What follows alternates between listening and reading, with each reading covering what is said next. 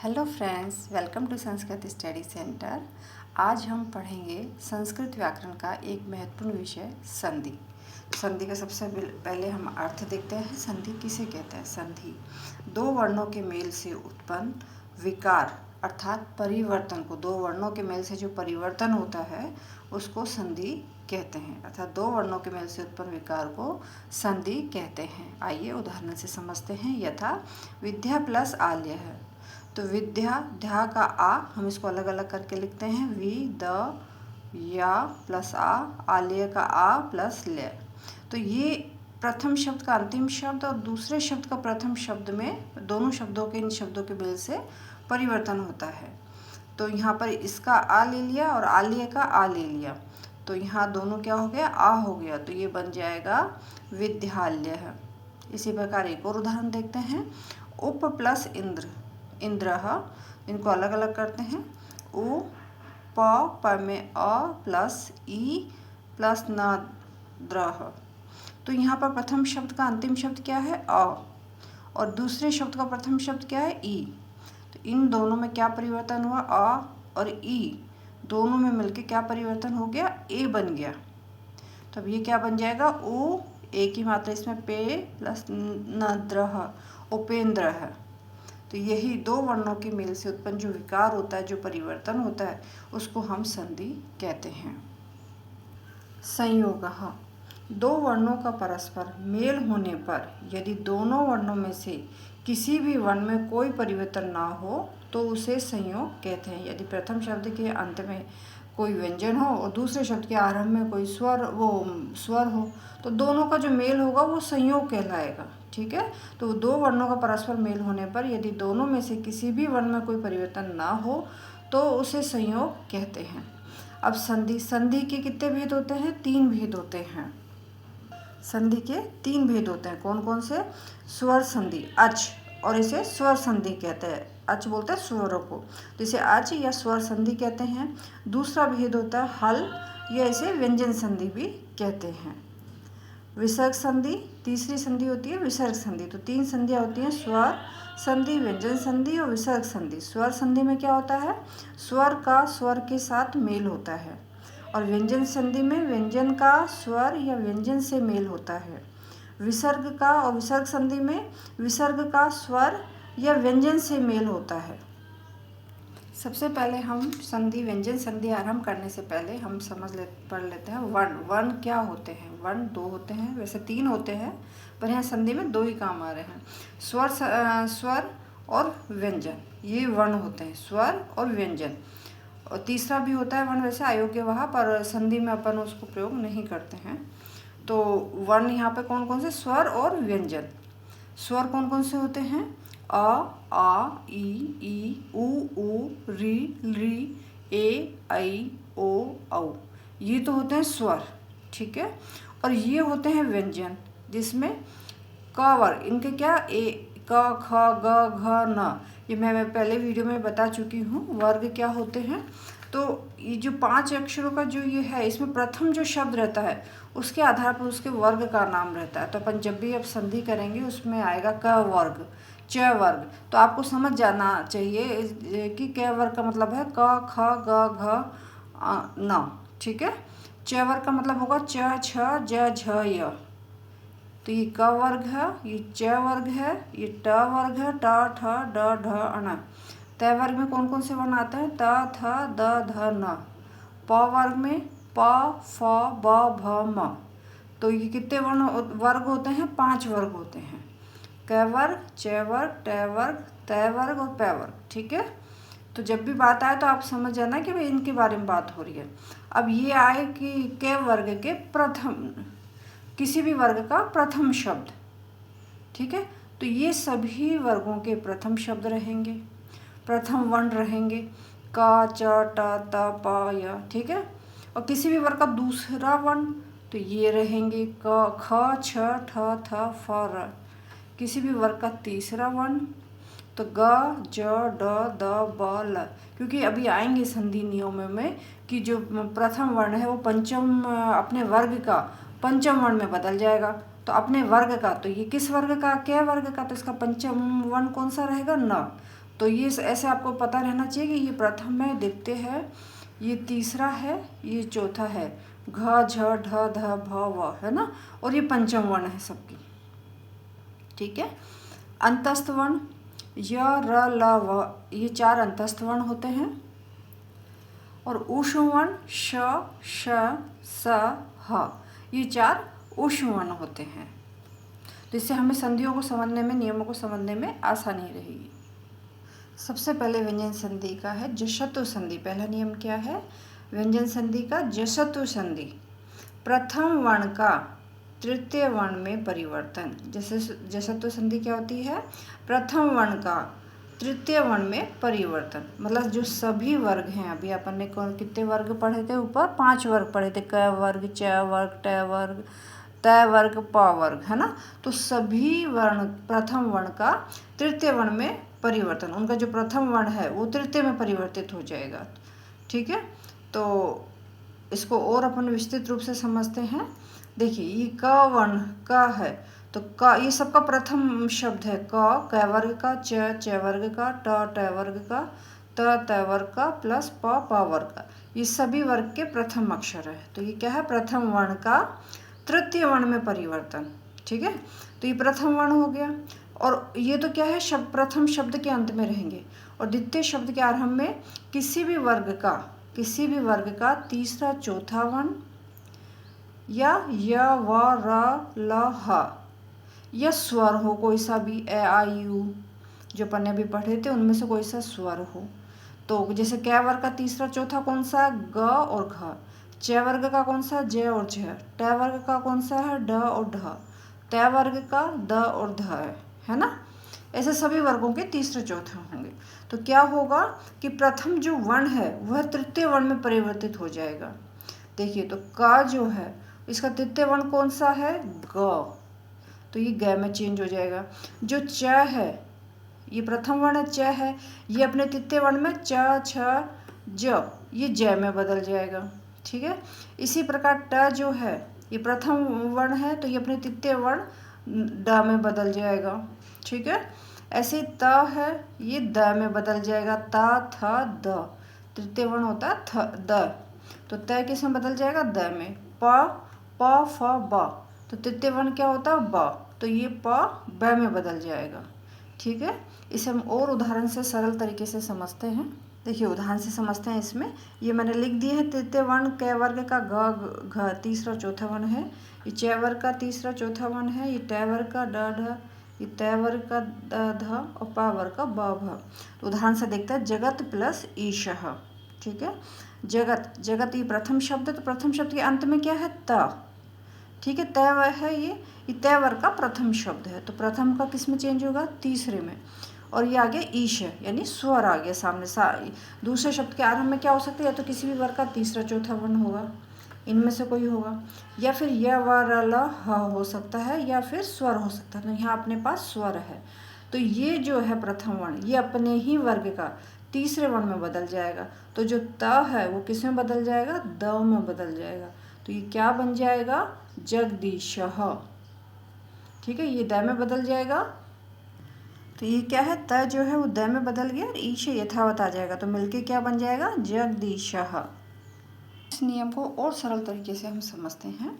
क च ट त प प्लस स्वर हो, प्रथम शब्द के अंत में ये हो, और द्वितीय शब्द के आरंभ में स्वर हो, ये तीसरे चौथा वर्ण हो, य र व ल ह हो, तो क ग में बदल जाता है, च ज में, ट ड में, त थ में और प ब में बदल जाता है। इसको हम और सरल तरीके से उदाहरण से समझते हैं। वाक प्लस ईशः।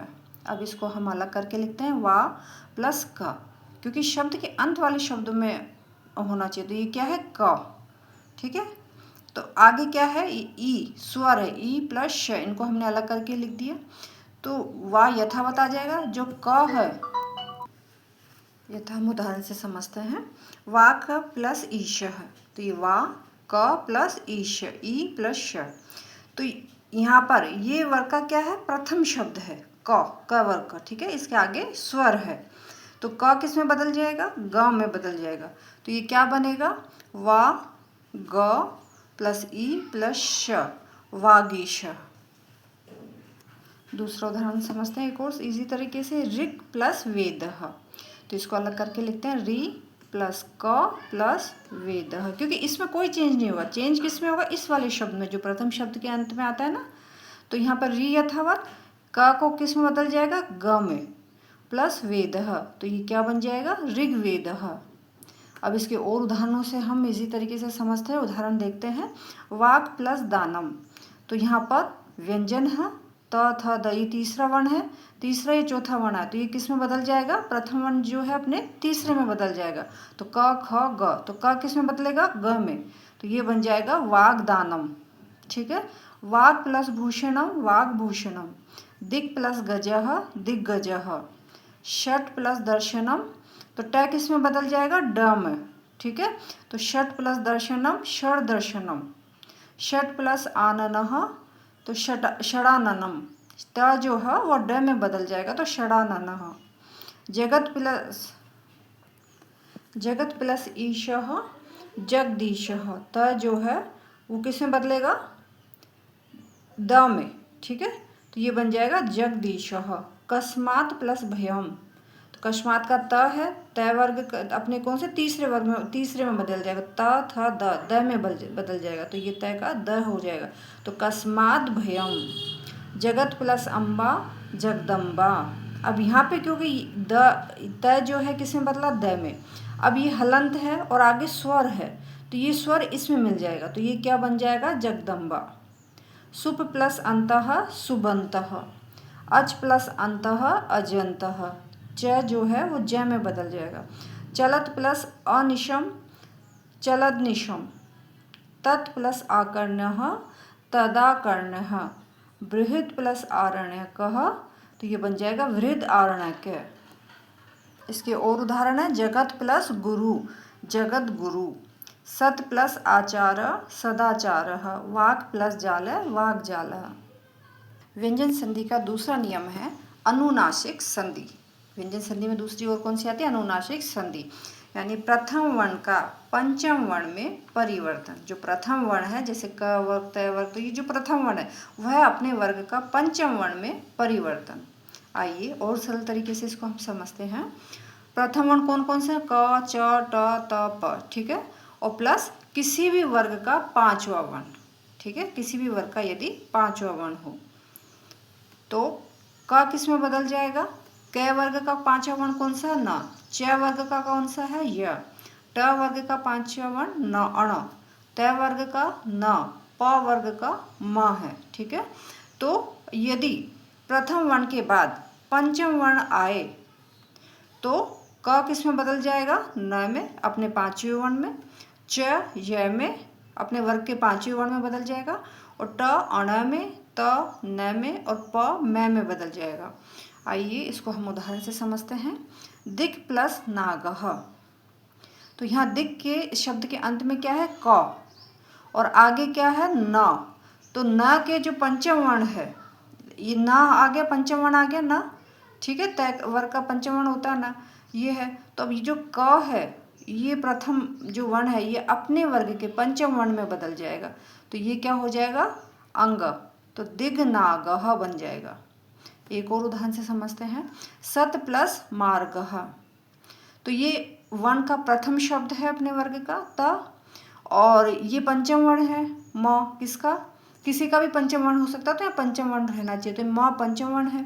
तो जो त है वो अपने वर्ग के पंचम वर्ण में बदल जाएगा। तो त का पंचम वर्ण कौन सा होता है? न। तो ये क्या बन जाएगा? त का न हो जाएगा, और ये क्या बन जाएगा? सन्मार्गः। ऐसे वाक् प्लस मय। तो जो क है अपने वर्ग के पंचम वर्ण में बदलेगा अंग में, तो ये क्या बन जाएगा? वांग्मय। इस नियम को और सरल तरीके से हम समझते हैं। क, च, ट, त, प प्लस अंग य, अण, न, म। अर्थात क यदि प्रथम वर्ण के बाद ये आए, द्वितीय वर्ण में ये, इनमें से कोई सा वर्ण हो, प्रथम शब्द के अंत में तो ये होंगे, इनमें से कोई एक होगा, और द्वितीय शब्द के आरंभ में ये, इनमें से कोई एक वर्ण होगा। तो क किस में बदलेगा? अंग में, च य में, ट अण में, और त न में, और प में बदल जाता है। इसको और उदाहरण से देखते हैं। तत् प्लस मयम, तो ये प्रथम यहाँ पे जो है त, ये अपने वर्ग के पंचम वर्ण में बदल जाएगा। तो तय वर्ग का पंचम वर्ण क्या होता है? न। तो ये क्या बन जाएगा? तन्मयम। हम इसको अलग करके समझते हैं। त प्लस मयम, ठीक है। तो ये त यथावत आ जाएगा, और जो ये त है ये किस में बदल जाएगा? न में, और मयम यथावत आ जाएगा। तो मिलके क्या बन जाएगा? तन्मयम, ठीक है। और उदाहरण से देखते हैं, इसको समझते हैं। तत् प्लस न, तन्न, क्योंकि त जो है अपने वर्ग के पंचम वर्ण में बदल जाता है। क्या होता है? प्रथम शब्द के अंत में जो त है, वह जो भी शब्द है, ये तो तय है, और दूसरा भी कोई सा भी हो सकता है, क हो सकता है, प हो सकता है, तो अपने वर्ग के पंचम वर्ण में बदलता है। और दूसरे शब्द के आरंभ में क्या होगा? कोई से भी वर्ग का पंचम वर्ण होना चाहिए। जैसे न, म, न, ये सब क्या है? पंचम वर्ण है ना। तो ये क्या हो जाएगा? अपने वर्ग के पंचम वर्ण में बदल जाएगा। तय न में बदल जाएगा। तन प्लस न, तन। सत प्लस मति, सन्मति। तय जो न में बदल गया तो सन्मति। जगत प्लस नाथ, जगन्नाथ। सत प्लस नारी, सन्नारी। मृत प्लस मयम, मृण्यम। यहाँ पर एक ये अण क्यों हो गया? यहाँ ना होना चाहिए था ना। तय का पंचम ये क्या है? मृत, त है, प्लस मयम। तो त किस में बदलना चाहिए? न में। ऊपर अपने सब देख रहे हैं, न में चेंज हो रहा है अपने पंचम वर्ण में, लेकिन यहाँ अण हो गया है। तो वह अण क्यों हुआ है? ये क्या होता है? इसका नियम है, री र स के योग से न जो है अण में बदल जाता है। तो इसलिए ये जो न है वो अण हो गया है, ठीक है। अब प्लस मया, अमयः। षट प्लस मासः, षण्मासः। यहाँ पे भी श है, मूर्धनी शकार है, इसलिए जो न है वो किस में बदल गया? अण में बदल गया है। चित प्लस मयम, चिन्मयम। एतत् प्लस मुरारी, एतन मुरारी। तो ये यहाँ पे अण हो गया। और यहाँ पे जो ट है ये तो अपने वर्ग के पांचवें वर्ण में ट, ठ, ड, ढ, अण पांचवें वर्ण में बदल गया, तो यथावत है, षण्मास है, ठीक है। एक ऐसे षट प्लस मुख, तो ट जो अपने पंचम वर्ण कौन सा? ट वर्ग का अण है, तो ये षण्मुख बन गया। व्यंजन संधि का तीसरा नियम है शुचित्व संधि। तीसरी संधि व्यंजन संधि की शुचित्व संधि। इसमें क्या होता है? स या त वर्ग का श या च वर्ग में परिवर्तन। ये जो है श, इसका तो किस में हो जाएगा? तालव्य श में, और त वर्ग का किस में चेंज हो जाएगा? च वर्ग में, ठीक है। उसे शुचित्व संधि कहते हैं। और ये सरल भाषा में समझते हैं। स, त, थ, द, ध, न। ये स और ये त वर्ग हो गया, त, थ, द, ध, न। ये हो प्रथम शब्द के अंत में। और द्वितीय शब्द के आरंभ में श, च, छ, ज, झ, य, यानी कि ये श हो तालव्य श और च वर्ग, ठीक है। हो तो जो श है वो तो किस में बच जाएगा? इस वाले श में, तालव्य श में। त जो है च में बदल जाएगा, थ जो है छ में, द ज में, ध झ में, और न य में बदल जाएगा, ठीक है।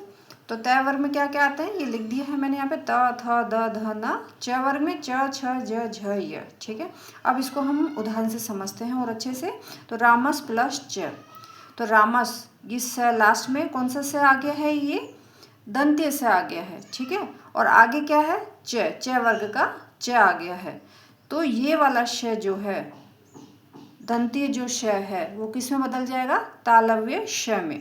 तो हम इसको अलग अलग करके लिखते हैं। राम प्लस ये जो श है वो श में चेंज हो गया, और च यथावत रहेगा, तो ये क्या बनेगा? रामश्च।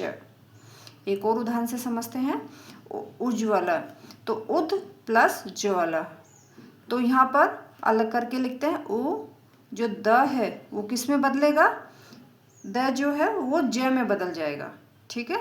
तो ये ज आ गया, प्लस ज्वलः, ये यथावत रहेगा, तो मिलके क्या बन जाएगा? उज्ज्वलः। इस नियम को और हम सरल तरीके से समझते हैं विस्तृत रूप में। स किस में बदलेगा? श में, ठीक है। जो ये श कौन सा श? दंत्य श, ये कौन से श में बदलेगा? तालव्य श में। त च में, थ छ में, द ज में, और ध झ में, न य में बदल जाता है, ठीक है। अब इसको उदाहरण से समझते हैं। कश प्लस चित, तो कश, कश का जो श है वो किस श में बदल जाएगा, तालव्य श में। तो ये क्या बन जाएगा, कश्चित। दुष प्लस चरित्र, दुष्चरित्र। अन्यत प्लस च, और अन्यत का जो त है वो किस में बदलेगा, च में, क्योंकि त वर्ग जो है वो पूरा च वर्ग में बदल जाएगा। तो त किस में बदलेगा, च में। तो अन्यत प्लस च, अन्यत च। रामस प्लस शेते, रामश्येते। सद प्लस जना, सज्जनः। रामस plus चिनोति, रामश्चिनोति। Ud plus Jwala, Ujjwala. The जो है वो ज में बदल जाएगा। ठीक है, त थ द तीसरा वर्ण है, तो च वर्ग का तीसरा वर्ण क्या हो जाएगा, च छ ज, है ना। तो उज्ज्वला, उज्ज्वल बन जाएगा। इष्टुत्व संधि, व्यंजन संधि का चौथा नियम है इष्टुत्व संधि। स, ये त वर्ग का श और ट वर्ग में परिवर्तन। श यानी कि दंते श का मूर्धन्य श में बदलेगा, और जो त वर्ग है वो किस में बदलेगा, ट वर्ग में परिवर्तन। ठीक है, और इसको हम सरल भाषा में समझते हैं। स त थ द ध न प्लस श ट ठ ड ढ अण, या स त थ द ध न, यानी कि प्रथम शब्द के अंत में श और त वर्ग हो, और द्वितीय शब्द के आरंभ में श हो, ट वर्ग हो, या श त वर्ग हो। ठीक है ना, ये पूरा त थ द ये हो, पहले या बाद में भी हो सकता है, पहले भी हो सकता है और बाद में भी हो सकता है। ठीक है, पहले होगा तो दूसरा वाला चेंज हो जाएगा, और बाद में तो फिर होगा ही चेंज पहले वाला, है ना। तो पहले या बाद में हो तो स को मूर्धन्य श हो जाएगा, यानी दंत्य श को मूर्धन्य श हो जाएगा, त को ट हो जाएगा, थ को ठ हो जाएगा, द को ड, ध को ढ, और न को अण हो जाएगा। ठीक है, क्या नियम है इष्टुत्व संधि का, कि जो दंत्य श है वो तो किस में हो जाएगा, मूर्धन्य श में, और जो त वर्ग है वो ट वर्ग में परिवर्तन हो जाएगा। इसको और उदाहरण से हम सरल तरीके से समझते हैं। तत् प्लस टीका। ठीक है, इसको अलग अलग करके लिखते हैं। त, जो ये त है ये किस में बदलेगा, ट वर्ग में। तो ट वर्ग में त जो है वो किस में बदल देगा, ट में। तो ये ट आ गया, प्लस दूसरा शब्द क्या है, टीका। तो यहाँ पर क्या है, इसके आरंभ में ट वर्ग है, तो यहाँ पहले तो क्या है, त वर्ग है, और द्वितीय शब्द के आरंभ में या तो श हो मूर्धन्य, या ट वर्ग हो, त वर्ग हो, या श, कोई कुछ भी हो सकता है इनमें से एक वर्ण। तो यहाँ पर ये क्या है, ट वर्ग का ट है, इसलिए ये जो त है ये किस में चेंज हो जाएगा, ट में। तो त ट प्लस टीका, तो क्या बनेगा, टटीका। ईश प्लस तमा। अब यहाँ पे क्या है, मूर्धन्य शकार है। ठीक है, ये मूर्धन्य शकार है, और यहाँ पर क्या है, तम है। तो अपन ने अभी ऊपर पढ़ा था, या तो श हो, मूर्धन्य श हो, या ट वर्ग हो, या त वर्ग हो, तो पहले या बाद में। तो यहाँ पर क्या है, पहले श है और बाद में तम में त है ना। तो यहाँ पर ये क्या है, ई श यथावत रहेगा, और जो त है वो किस में बदल जाएगा, ट में। ठीक है, तो ये अ म यथावत आ जाएंगे। तो यहाँ ई श यथावत, ये त जो है ये ट वर्ग में बदल गया। अभी हमने ऊपर टटिका वाले उदाहरण में जब देखा था तो वो यहाँ पे था त, है ना, तो यहाँ ट आ गया था, लेकिन इसमें क्या पहले बाद में कहीं भी हो सकता है। तो वहाँ पर त जो है वो ट में बदल गया, और अ म यथावत हो गया, तो क्या बन गया, ये ईष्टम। ठीक है, और उदाहरण से समझते हैं। रामश प्लस षष्ठ है, तो रामश स हो गया, और ये मूर्धन्य शकार आ गया इसके बाद दूसरे शब्द के आरंभ में।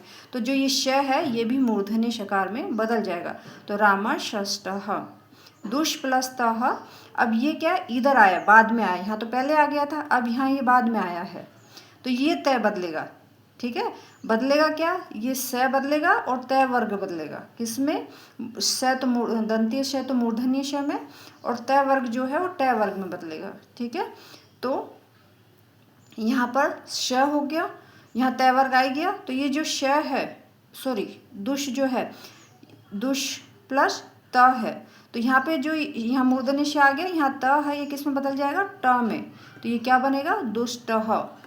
विष प्लस नु, तो ये क्या हो जाएगा, न जो किस में बदलेगा, अण में। न कौन सा वर्ण है, पंचम वर्ण है। ठीक है, तो त वर्ग का पंचम वर्ण क्या होता है, अण होता है। त वर्ग का पंचम वर्ण न होता है, और ट वर्ग का पंचम वर्ण अण होता है ना। तो ये त वर्ग का पंचम वर्ण है न, तो ये ट वर्ग के पंचम वर्ण मतलब अण में बदल जाएगा, तो ये क्या बन जाएगा, विष्णु। कृष प्लस न। ठीक है, ये मूर्धन्य श आ गया, इसके बाद न है तो न जो है अण में चेंज हो जाएगा, ट वर्ग के पंचम वर्ण में। तो ये क्या बनेगा, कृष्णः। उष प्लस त्रह, तो ये त्र जो है किससे बनता है, त प्लस र से मिलके बनता है ना। तो ये श मूर्धन्य श ही है और इसके बाद क्या है, त है, त वर्ग का। तो त का तो क्या हो जाएगा, ट वर्ग, तो ये ट हो जाएगा, र नीचे आ जाएगा, तो क्या बन जाएगा, उष्ट्रः। ये इष्टुत्व संधि थी। व्यंजन संधि का पांचवा है तौड़ली संधि। व्यंजन संधि का पांचवा है तौड़ली संधि। इसमें क्या होता है, त वर्ग का जैसे कि नाम से स्पष्ट है, तौड़ली, त ल में परिवर्तन होना, त वर्ग का ल में परिवर्तन, ठीक है। तो त वर्ग क्या होता है, त थ द ध न प्लस ल हो, तो वह किस में बदल जाएगा, ल में बदल जाएगा, या तो त थ ध न में हो, जो वह किस में चेंज हो जाता है, ल में हो जाता है। त भी ल में होगा, थ भी, द भी, ध भी ल में बदलेगा और न भी ल में बदलेगा। आइए इसको हम उदाहरण से और सरल तरीके से समझते हैं। उत प्लस लेखः, तो यहाँ पर उत प्लस लेखः, तो यहाँ पे त वर्ग का त है, तो ये किस में बदल जाए, और यहाँ ल है, तो ये जो त है वो किस में बदल जाएगा, ल में बदल जाएगा। इसको अलग करके लिख लेते हैं, उ त प्लस ल प्लस ए प्लस ख, ठीक है। उ यथावत आएगा, ये जो त है ये किस में बदलेगा, ल में बदलेगा, प्लस ल ए ख, ये यथावत आएगा, तो ये मिलके क्या बन जाएगा, उल्लेखः। इसको और हम उदाहरणों से समझते हैं। तत् प्लस लीनः, तत् प्लस लीनः, तो ये त जो है वो ल में बदल जाएगा, क्योंकि यहाँ त वर्ग है और ये इधर ल है सब में, है ना। तो त वर्ग किस में बदल जाएगा, ल में, तो ये क्या बनेगा, तल्लीनः। महत् प्लस लाभः, महल लाभः। पद प्लस लवः, पल्लवः। विद्वान प्लस लिखन्ति, तो जो न है वो भी किस में चेंज हो जाएगा, ल में, तो विद्वाल लिखन्ति। कुशान प्लस लाति, कुशलाति, तो यहाँ पे जो त वर्ग है पूरा, त थ द ध न, वो ल में चेंज हो जाएगा, वो है तौड़ली संधि होती है, ठीक है। व्यंजन संधि का छठा नियम है अनुस्वार संधि। अनुस्वार संधि यानी पदांत, पदांत किसे कहते हैं, शब्द के अंतिम पदांत मैं के बाद कोई व्यंजन हो तो मैं को अनुस्वार हो जाता है। पदांत यानी शब्द का जो अंतिम शब्द होता है, ठीक है, उसके पदांत मैं के बाद कोई व्यंजन हो तो मैं का अनुस्वार यानी कि ऊपर जो बिंदी रहती है, अनुस्वार हो जाता है। इसको हम उदाहरण से समझते हैं। बहुत ही सबसे सरल इजी संधि है ये, आप देख के आराम से इजीली इसको कर सकते हैं। देखिए, सत्यम वद प्लस वद है, मजे आ जाएंगे इसको पढ़ के। सत्यम वद है, तो ये पदांत म, ये पदांत मैं हो गया यानी शब्द के अंत में ये म हो गया, और आगे क्या है, व्यंजन है, तो इस मैं का क्या हो जाएगा, अनुस्वार, यानी वो ऊपर बिंदी के रूप में चला जाएगा। तो सत्यम वद, ठीक है। हरिम प्लस वंदे, यहाँ व्यंजन है और ये पदांत म है, तो हरिम वंदे। कम प्लस चित, कंचित, कम चित। धर्मम प्लस चर, धर्मचर, धर्मम चर। गुरुम नमति, गुरुम नमति, यानी कि ये जो पदांत में है वो अनुस्वार हो जाता है अगर आगे व्यंजन हो तो। अगर आपको यह जानकारी अच्छी लगी हो या मेरे चैनल पे नए हो तो प्लीज़ लाइक, शेयर, सब्सक्राइब करें, बेल आइकन बटन को क्लिक करें। और आज ये हमने पढ़ा व्यंजन संधि। इससे संबंधित यदि कोई भी प्रश्न हो तो कृपया कमेंट में लिख के अवश्य पूछें। धन्यवाद।